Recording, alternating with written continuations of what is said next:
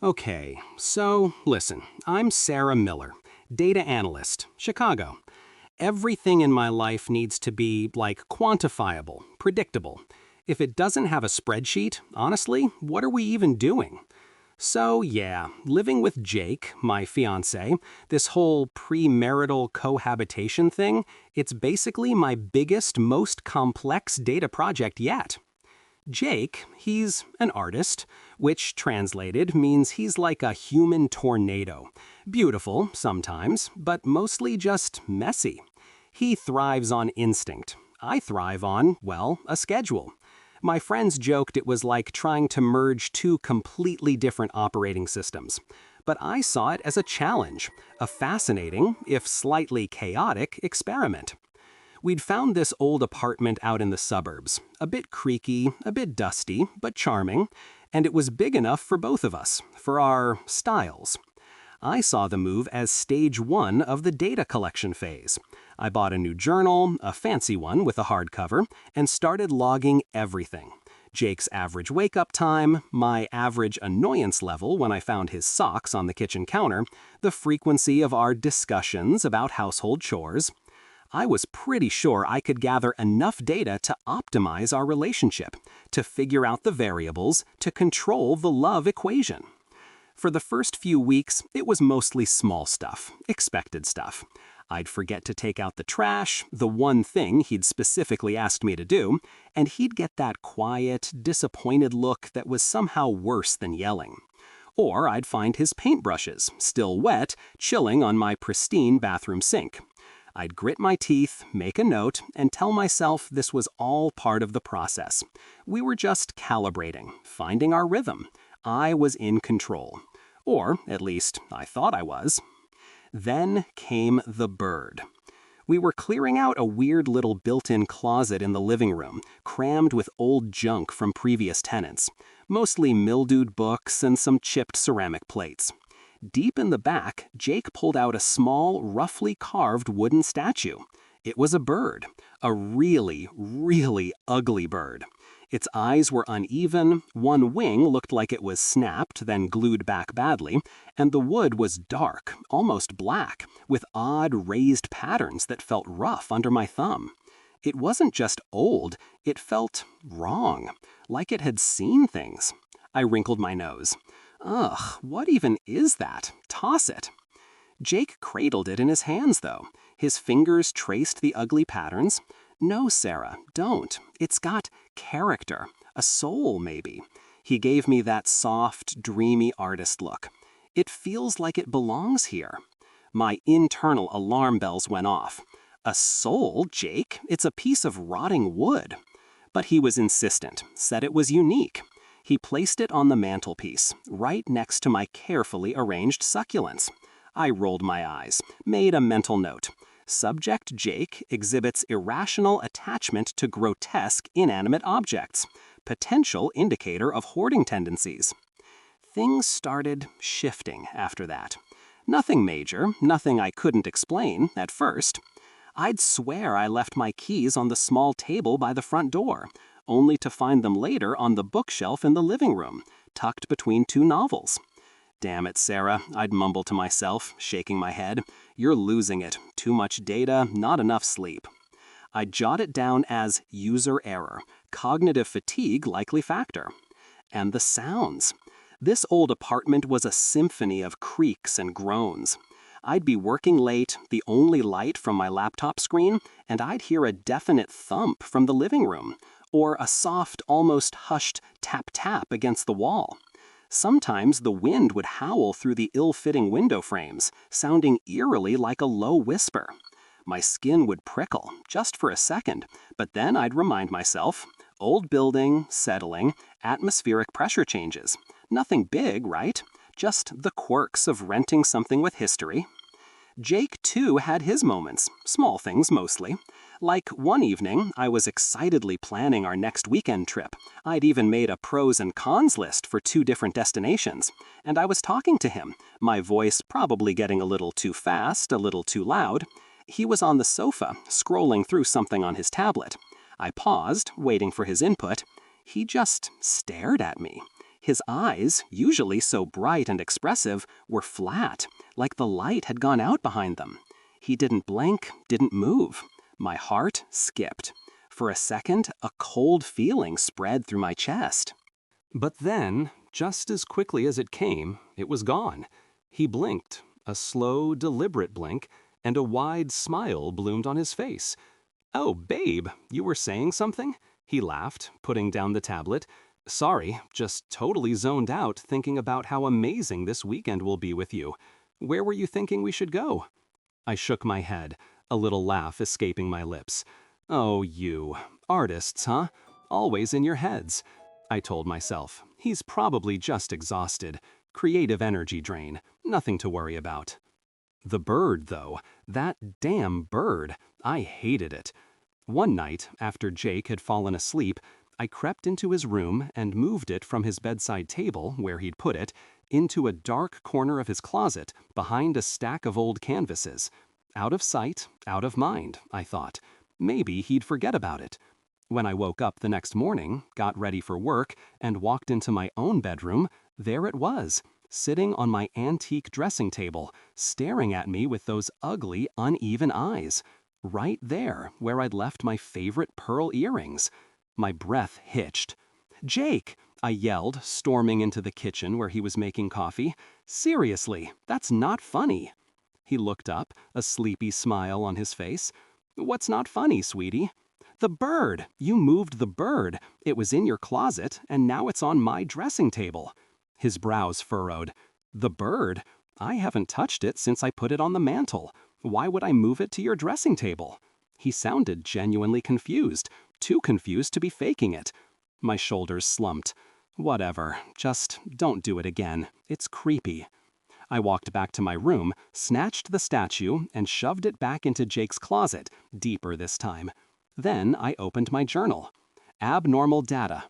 Object moved without clear cause. Jake denies involvement. Possibility of Jake lying? Low.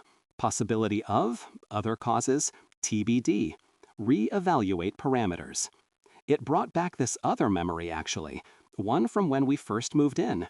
It was maybe our third week here, and we'd had this stupid fight about something ridiculous. I'd completely spaced on picking up his dry cleaning, and he'd needed it for a meeting. He just shut down, sat on the sofa, facing the wall, didn't say a word. I tried talking to him, touching his arm, apologizing. Nothing. He just sat there, still as a statue, his eyes holding nothing when I managed to catch his gaze. It was hours, long, silent, heavy hours. I remember thinking, this is it. This is the first real test of our relationship. I just sat with him, quietly, comforting him in my own way, trying to give him space while still being there. Finally, he turned to me. His eyes, usually so expressive, looked worn, tired. He leaned into my hug, a soft sigh escaping his lips. "I'm okay, babe," he mumbled into my hair. "Just a lot going on. Thanks for being here." I remember feeling this wave of relief, this deep, comforting certainty that we'd overcome something big, that I'd truly understood him in that quiet, vulnerable moment. It wasn't just a test, it was proof. Proof that we were meant to be. Proof that I could navigate his unpredictable, artistic world with my logic and my love. We'd made it through. We were stronger because of it. And I wrote that down in my journal too. Data point: conflict resolution successful. Subject: Jake responded positively to quiet support. Relationship strength: high. Yeah, that's what I wrote. That's what I believed. Man, my perfectly curated spreadsheet of a life, yeah, it's going totally off the rails. All those abnormal data points I kept logging, they're not just anomalies anymore. They're the whole damn data set. And I can't crunch these numbers. No algorithm in the world could make sense of this mess. It's weird, you know? The fear. It's not like, oh my God, a creepy guy is outside my window. It's way worse. It's this deep, crawly dread that everything I believe in, everything I use to measure and understand the world, is just wrong. Like the universe itself is glitching out. This apartment, our cozy little experiment in suburban living, it's starting to feel less like a home and more like a twisted puzzle box. Every shadow feels a bit too long, every floorboard creak a bit too intentional. I even tried Googling stuff: paranormal activity in old apartments, ghost sightings, common signs. My browsing history is probably wild right now. I read about poltergeists, about residual energy, and then I'd slam my laptop shut. No way, I'd tell myself, running a hand through my hair. This is Sarah Miller. I deal with facts, with evidence. Ghosts? Seriously, Sarah? Get it together. But then things just kept getting louder, weirder. Like one morning, I was making coffee, feeling mostly normal again, trying to convince myself I was just stressed. I put my phone on the counter, went to the bathroom for literally 2 minutes, came back, my phone, gone. I started tearing the kitchen apart, muttering to myself about how I needed to organize my life better, that Jake must have messed with me. Then I glanced at the stove. My phone, my brand new freaking iPhone, was chilling in the pot of water I just boiled for my tea, just sitting there, steaming. My heart hammered. I yanked it out, burned my fingers, and just stared at it, dripping water onto the pristine counter. What the hell? And the keys, my car keys. I always hang them on the hook by the door. Always. It's part of my routine. I need them for work. One day I went to grab them and the hook was empty. My stomach dropped. I searched everywhere, under the sofa, in my purse, even checked Jake's pockets. He was out, thank God. Nothing. I was about to call an Uber, already feeling my blood pressure rise, when I happened to look up. Right there, hanging from one of the blades of the ceiling fan in the living room, just dangling, like someone had carefully placed them there. I had to get a chair to reach them. My hands shook as I unlocked the door. I just wanted to get out. The sounds got worse, too. Before, they were just old house creaks, you know? Now they had names. Or rather, they called my name. I'd be in the kitchen, chopping vegetables, and I'd hear it. A low, breathy whisper, like someone standing right behind me, saying, "Sarah." My knife would slip, my skin would goosebump, every single time. I'd whip around, but there was never anyone there, just the empty kitchen, my own breath catching in my throat. And the attic. We don't even use the attic. It's just this dusty, dark space above our bedroom. But I started hearing them. Heavy, deliberate footsteps right above our heads. Thump, thump, thump, like someone was pacing back and forth. Jake would sleep through it, of course, or pretend to, but I'd lie there, wide awake, clutching the blankets, listening to the rhythm of whoever or whatever was up there. And sometimes, late at night, when the house was completely still, I'd hear it, a tiny, almost lost sound, from inside the walls of the living room. A little giggle. Just a quick, fleeting sound, innocent almost, but it made my teeth ache, because nothing in this house was innocent anymore. And that damn bird, that ugly, crooked wooden bird, it became this presence. I hated it so much. After it popped up on my dressing table, I thought, that's it. I grabbed it, stomped out to the dumpster, and literally threw it in there. Heard it clatter against old takeout containers. Good riddance. Or so I thought. That night, I woke up with a gasp. Something was on my pillow. Cold, hard. I slowly turned my head, my heart a drum in my ears. It was the bird, staring up at me. Those uneven wooden eyes, they seemed to be laughing. I screamed. A real, proper scream, the kind that rips your throat. Jake shot up, flipping on the lamp, looking panicked. "Babe, what is it? What happened?" I just pointed, trembling, at the bird. He looked at it, then at me. "Sarah, it's just the bird. Did you have a nightmare?" I just shook my head, unable to speak. He picked it up, placed it on his bedside table, trying to soothe me. "It's okay. It's just wood." No, it wasn't. It wasn't just wood. Another time, I was brushing my teeth, just a normal morning. I looked in the mirror, and then my eyes dropped to the sink. There it was again, the bird, perched right next to my toothbrush. And its eyes, they weren't just uneven pieces of wood anymore. They were red, a deep, bloody red, like tiny embers, and they felt like they were looking right through me, measuring me, judging me. I swear to God, I felt seen, watched, like it knew every stupid, logical thought I'd ever had. I wanted to smash it, to throw it against the wall until it splintered into 1,000 pieces. But I couldn't move. I just stood there, toothbrush in hand, staring into those awful red eyes. My own reflection looked pale, terrified. Jake, though. He was the biggest glitch in my system. He was always Jake, creative, a bit messy, loving.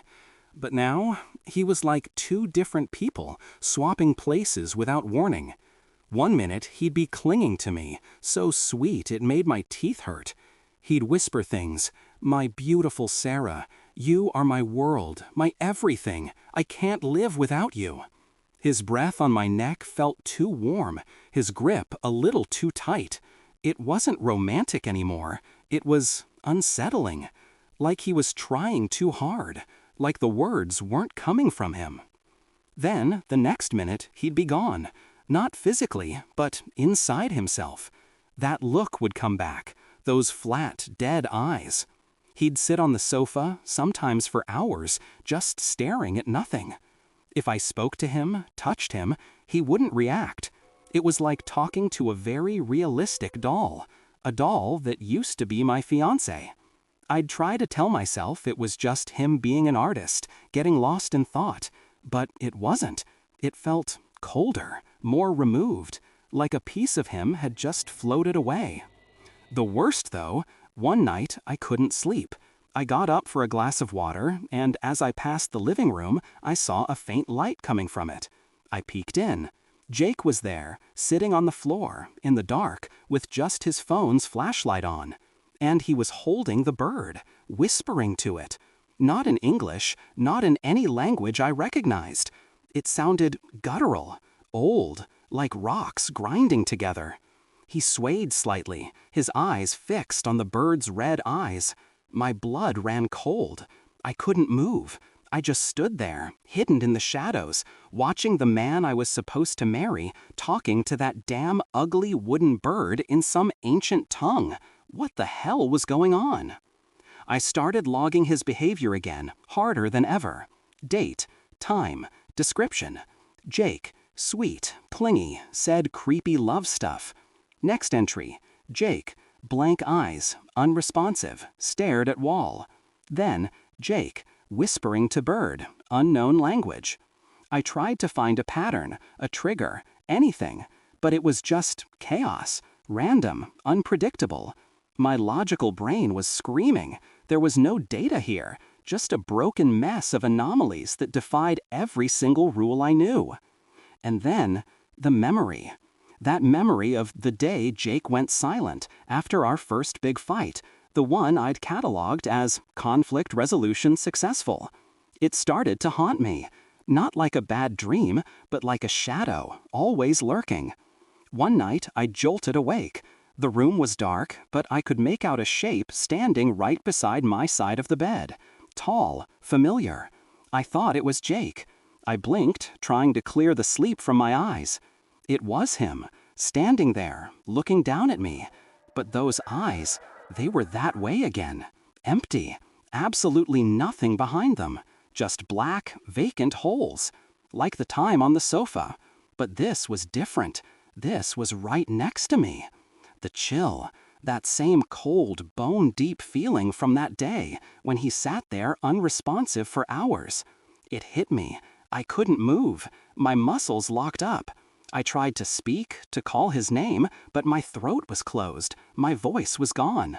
He just stood there, motionless, those eyes fixed on my face. Not angry, not sad, just nothing, a void. I don't know how long it lasted. Seconds, minutes. It felt like an eternity. And then a guttural sound tore itself from my chest.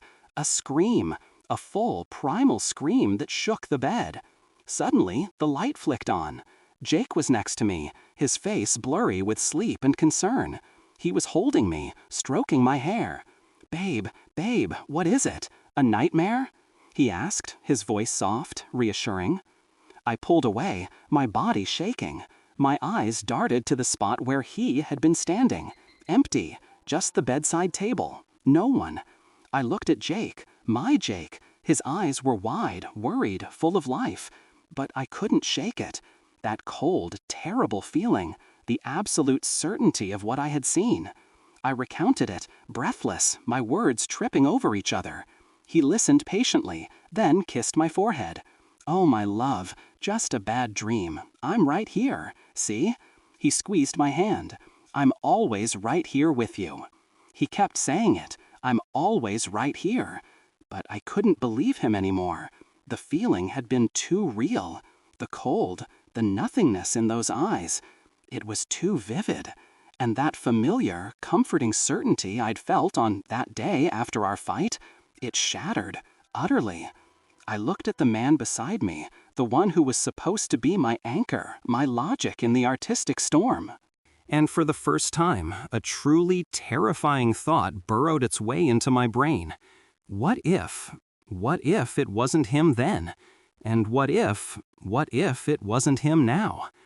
Man, my brain cells were firing blanks. Or maybe the whole damn system just crashed. All those neatly categorized fears, the anomalies I desperately tried to logic away, they weren't just glitches anymore. They were the entire operating system, fundamentally flawed, rotten to the core. Everything I thought I knew, everything I built my perfectly structured life on, was just a lie. A convenient, comforting, utterly broken lie.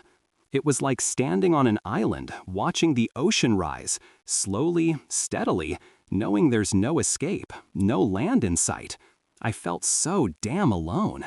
And desperate. I needed answers, needed them like I needed air. What the hell was happening? What was he? Because, yeah, I couldn't even look at Jake the same way anymore. The man I was supposed to marry. The guy who was my anchor. Now, he just felt like a stranger, or worse, a hollow shell. The sweet, loving Jake I knew was a mask, paper thin, stretched over something else, something cold and wrong. I couldn't shake that night, the thing standing by my bed, the blank, vacant holes where his eyes should have been, the bone-deep cold that seeped into my very marrow. Jake swore it was a nightmare. He said, "I'm always right here with you." But those words, they felt like a knife twisting in my gut. Because I knew what I saw, and I knew it wasn't him. So, when Jake suggested we go to his family reunion, a big potluck at his Aunt Mary's place in some sleepy small town out in the sticks, a part of me actually latched onto it. Like maybe, just maybe, the sheer normalcy, the warmth of real people, real family, would somehow cleanse this apartment, cleanse him, or cleanse me. Maybe it would bring back the old Jake, the one who wasn't whispering to wooden birds or standing by my bed with dead eyes. I needed a reset, desperately. I spent hours picking out an outfit, something bright and cheerful, to counteract the storm brewing inside me. I practiced smiling in the mirror, tried to make my eyes crinkle at the corners, the way they used to before the dread had settled in. But my reflection just looked tired, haunted, like a horror movie extra trying to pass for normal. "Get it together, Sarah," I muttered, forcing a wider, more convincing grin. "Just a few hours. Act normal. Breathe." The drive there was weird. Jake was happy, laughing, pointing out old landmarks, and he felt real, so real it almost made me cry. He grabbed my hand, squeezed it, just like he used to. "Excited to meet the whole crazy crew, babe?" he asked, his eyes shining. I nodded, a lump forming in my throat. This was the Jake I loved. This was my Jake. Please, God, let this be him. Let the last few weeks just be stress. My logical brain, against all odds, was still trying to rationalize. Aunt Mary's house was exactly what you'd expect. Warm, cluttered, smelling of roast chicken and fresh-baked apple pie. Kids ran everywhere. Aunts and uncles hugged us tight. It felt safe. For a minute. A brief, shining, utterly false minute. I found myself laughing, chatting, even eating a second piece of pie. Maybe this was it. Maybe it was over. Maybe I was just exhausted and my mind played tricks on me. Then, inevitably, the conversation turned to Jake and me, our cute little living experiment.